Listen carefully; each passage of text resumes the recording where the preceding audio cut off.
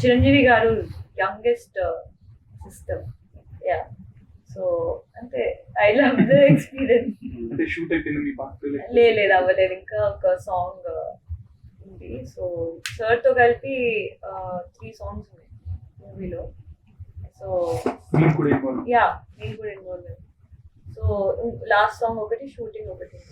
So waiting. So on megastar గారితో working experience అంటే sir ఇంకా you know how sir is like, ఆయన చామ్ కానీ ఇలా ఇలా పక్కన ఉంటే లైక్ చూస్తూనే ఉండిపోవాలనిపిస్తుంది. అది నేను ఎక్స్పీరియన్స్ చేశాను. Like I'm not even telling for the sake of saying it, but sir is like a చామర్.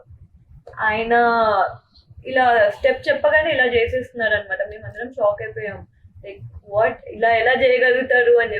Is a megastar for a reason. And అది నాకు చూడ్డానికి ఉంది కాబట్టి I really love working for Vishwambhara. And Vasishta sir is also really sweet. And producer sirs are also like very sweet. Chiranjeevi గారితో చేసే ఎవరైనా సరే ఆయన నుంచి ఎంతో అంత నేర్చుకుంటారు. సో అలా మీరు ఆయనతో స్క్రీన్ షేర్ చేసుకున్న కొన్ని మూమెంట్స్ ఉంటాయి, అందులో ఒక బెస్ట్ మూమెంట్.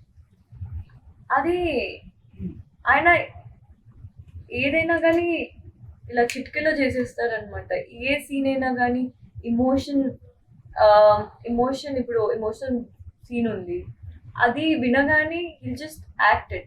అది మనకు చూసి oh wow, I have to be at some point sir లాగా, I have to act at some point in my life.